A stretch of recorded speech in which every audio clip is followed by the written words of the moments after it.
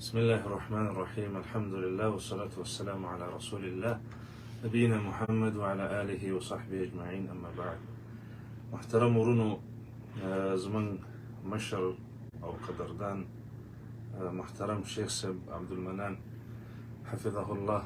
الله پاک دي زمن دي علماء په عمرونو کې برکت واشي. شيخ محترم راغلی دی او زه دا خبره کوم چې د قرآن او د حدیث علماء مشایخ دا د الله سبحانه وتعالی طرف نه په موږ باندې ډیر عظیم احسان دی او د هغې وجه دا ده چې دوی موږ ته قرآن بیانوي، دوی احادیث بیانوي د نبي کریم صلی الله علیه وسلم، او دا وحی ده.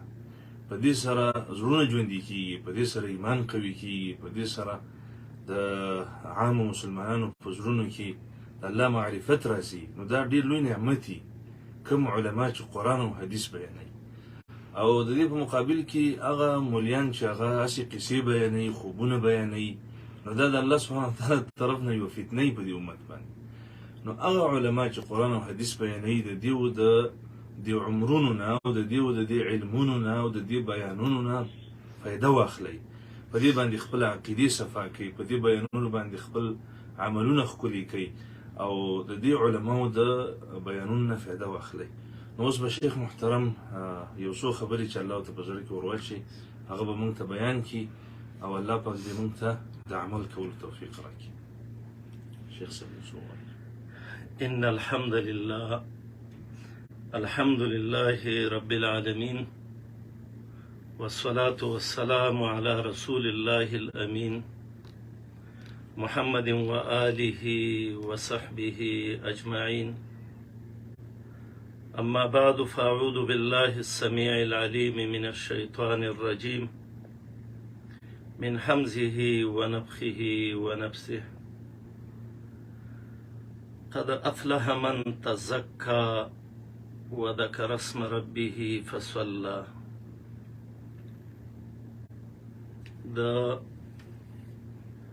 د مشایخ محترمو ملاقات لراغلیو، جزاکم الله خیر. او په دې فکر باندې چې د یو مسلمان د بل مسلمان سره د الله د پاره محبت او د رب العالمین د پاره تعلق،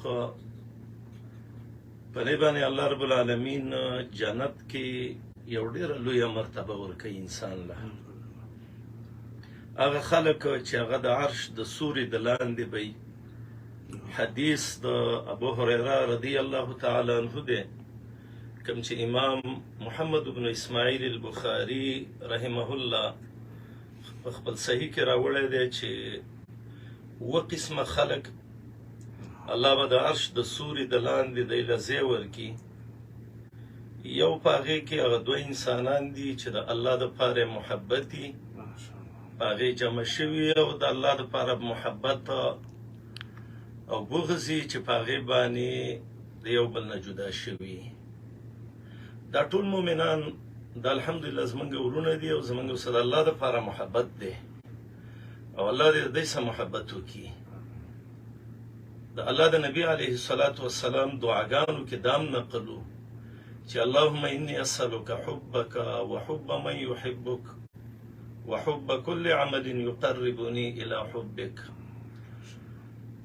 الله د ستا محبت می نصیب کې، هغه خلک چې تاسې محبت دي د هغو سره زموږ محبت نصیب کې، او هر هغه عمل چې ستا محبت ته پې موږ رسیږو نو الله موږ هغې ته ورجمع کړي. دا دوه خبرې دي، د الله سره محبت او د الله د بندګانو سره محبت. دې دواړو کې فرق دی. د الله محبت چې کوم انسان ته نصیب شي او د رسول الله علیه الصلاة والسلام محبت، نو زما د سوچ مناسبه دا د عبادت هغه زړه دی، د عبادت هغه سر دی.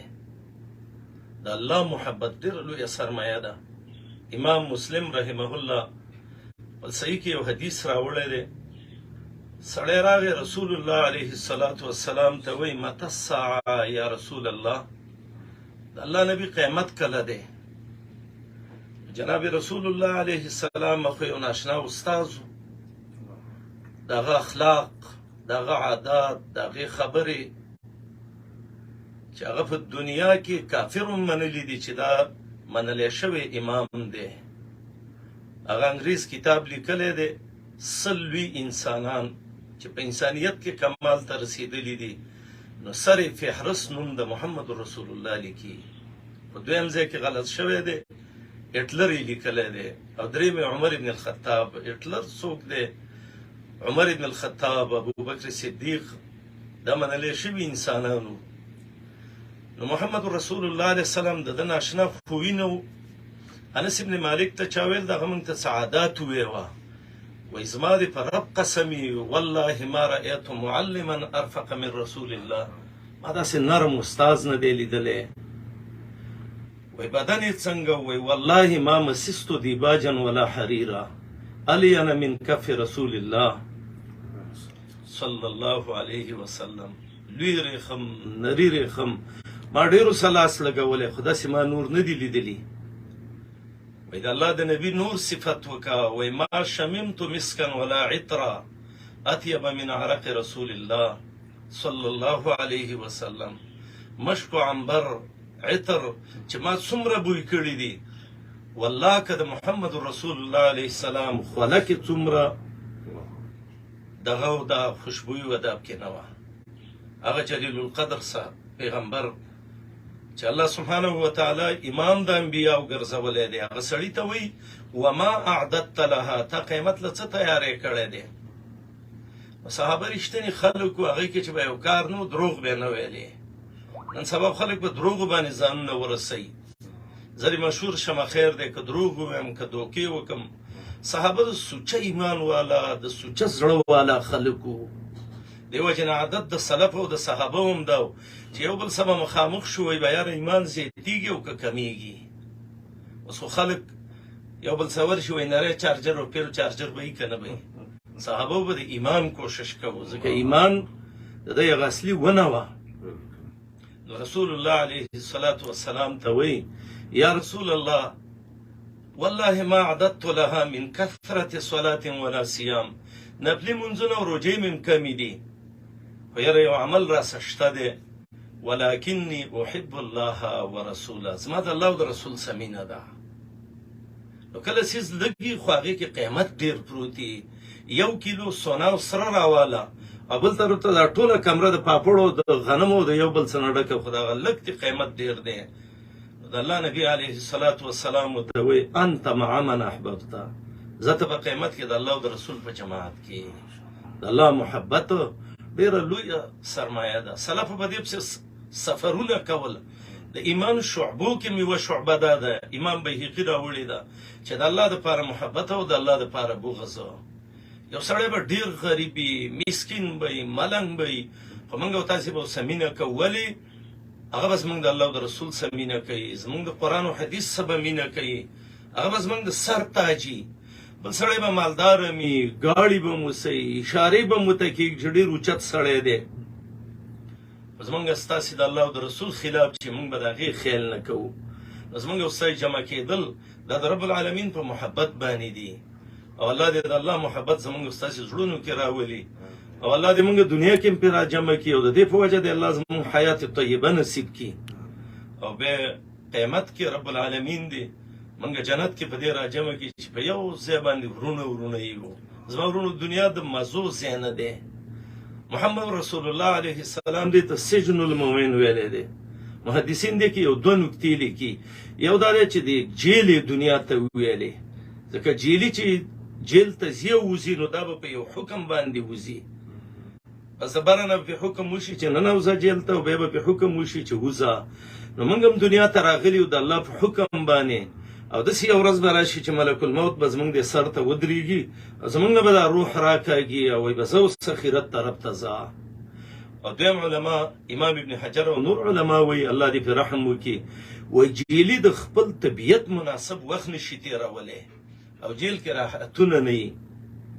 نو مؤمن که دنیا کې ژوند تېروي، دا به د خپل طبیعت او د خپل خواهشات د دې مطابق بیا نه تېروي. شاه ولی الله صاحب لیکلي دي د حجت الله البالغه کې چې حقیقت د ایمان څه شی دی.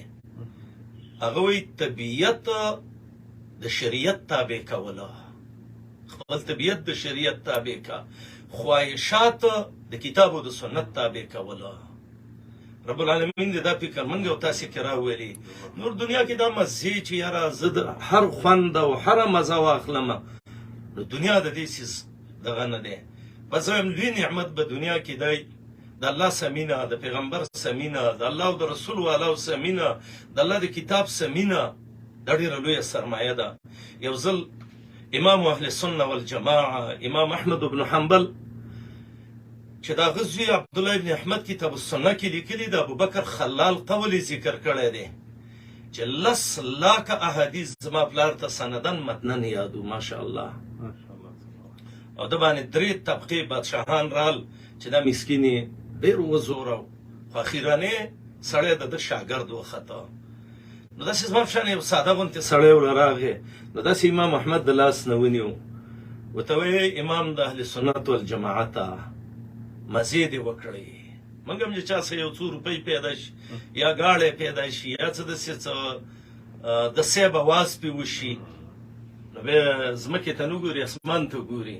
خو یاره چې څونه مزې دې زموږ دي، مړه دا څه مزې، دا خو متاع ده، ما یتمتع به، معمولي څیز دی. نو امام احمد هغه سړي ته مخ راواړه، و یا هادا، یا سړیه مزې دلته چېرته دي د الله بنده؟ مزې به هله شروع کېږي چې دا خیخ په جنت کې دننه کېدې او دا بله خپه پسې وروچتې، بیا د هغه ځای نه مزې شروع کېږي. دغه مزې د جنت، د محمد رسول الله علیه السلام ملګرتیا، د نیکانو ملګرتیا، د الله رضا، دا په 3 شیانو باندې انسان ته حاصلېږي. د الله څخه مینه کول، د الله نه یېره کول، د رب العالمین نه امید کول چې دې ته ارکان د عبادت ویلی کېږي. الله دې د الله محبت زموږ زړونو کې راولي، د الله نه خوف یېره دې الله زموږ زړونو کې راولي، د الله نه امید الله دې دا زموږ زړونو کې راولي. دا 3 څیزونه چې کله موږ او تاسې کې رال، بیا به موږ د ژوند په خوند پوهېږو، د عبادت په خوند به پوهېږو. هغه زموږ سلف وو، بادشاهانو به ته ویل موږ څه وزیران شئ، هغه به ویل نه کېږو، ایسته به یې مړه کړه په دې باندې، جیلونو ته به یې واچل، ځکه هغوی ته د دین خوند ښکاره شوی و. او موږ او تاسې نن سبا مادیات بس مواد هم رامخکې کړي دي، په دې څیزونو پسې وو. یاره 1 2 نه شو، یو 10 شو، یو 20 نه شو، یو لاک نه شو، یو ورکوټی غاړی او غټ نه شو، یوه ښځه و 3 او 4 نه شو، یو دا قیسې میسې شروع شوي دي. ذلک متاع الحیات الدنیا، سوره العمران کې الله وایي دا خاصه یو څکه ده، والله عنده حسن المآب، الله سره ډېر ښایسته ځای دی چې جنت دی. زموږ او ستاسې چې د چا څه ناستی، د چا څه کېناستلي، دا دې ټول الله د الله په محبت کې حساب کړي او الله دې زموږ نه راضي شي. دنیا کې د الله موږ ټولو له حیات طیبه راکړي، قبرونه دې الله زموږ د باغچو د جنت نه یو باغچه وګرځوي. الله دې زموږ عملنامې په ښي لاس راکړي، قیامت کې دې الله سپین مخې راپاڅوي. د حوض کوثر د امام الانبیاء محمد رسول الله اوبه دې الله زموږ نصیب کړي چې لم یظمأ بعدها ابدا، چې چا وڅکل بلکل به بیا تږی کېږي نه. د عرش د سوري د لاندې م الله راجمع کړي. الله دې موږ څه په اسانه حساب وکړي. اللهم حاسبنا حسابا یسیرا. الله دې زموږ تلې په طاعاتو او په اعمال صالحه او په ښایسته عقیدو ډکې کړي. پل صراط باندې اعلی طریقې باندې الله پورې باسي. او الله هم د آخرت کې دا خلکونه وګرځوي چې رب العالمین وایي مفتحة لهم الابواب. سوره صاد کې الله وایي دا د جنت ګیټونه به د جنتیانو ته کلاوي، او الله به ورته وایي سلام علیکم طبتم فادخلوها خالدین. او رب به وایي چې نزلا من غفور رحیم، دا د هغې الله چې ټول هر څه له بخلي دی او رحم یې د باندې کړی، د هغه مېلمانې وایي. زما ورونو، خویندو، د دنیا ټولو مؤمنانو دا محنت او دین غواړي. دین قرآن او حدیث دی. قرآن او حدیث د دې علماو څخه میلاویږي. مولوي صاحب چې کومې خبرې وکړې داسې د حسن ځوان و، انا من اصغر الطلاب العلم، زه چې د اولې او دویمې درجې طالب یم. علما اصلي کې دا دي، دعات دي. الله دې د عمرونو اهل کې خیر او برکت واچوي. او د دنیا کم ګوټ کې چې څوک د دین کار کوي، که په هره شعبه کې کوي، الله سبحانه وتعالى دې حفاظت وکړي. اقول قولي هذا واستغفر الله لي ولكم ولسائر المسلمين. جزاكم الله خيرا. الله دې تاسو له ډېر خیر درکړي. بارك الله فيك. شیخ عبدالرحیم او شیخ ابو حفظ صاحب الله دې ډېر اجرونه درکړي. الله عزكم الله. الله يسلمك وبركاته. الله دې اجر درکړي. په ملاقات هم ډېر خوشاله شو. اکرمکم الله.